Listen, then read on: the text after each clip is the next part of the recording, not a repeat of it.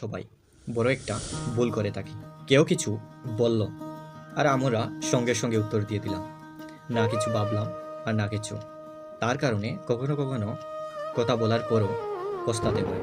জীবনে সবচেয়ে বেশি সমস্যা হয় ভুল সময়ে বলা ভুল কথার জন্য।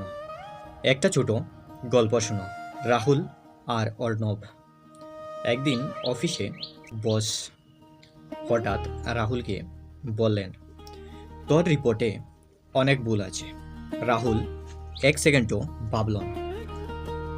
রেগে গিয়ে বলল, ভুল থাকলে আপনি নিজেই করে নিন।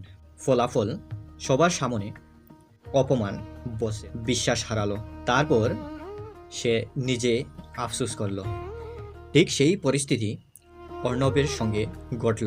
অফিসের বস বললেন, এই কাজটা ঠিক হয়নি।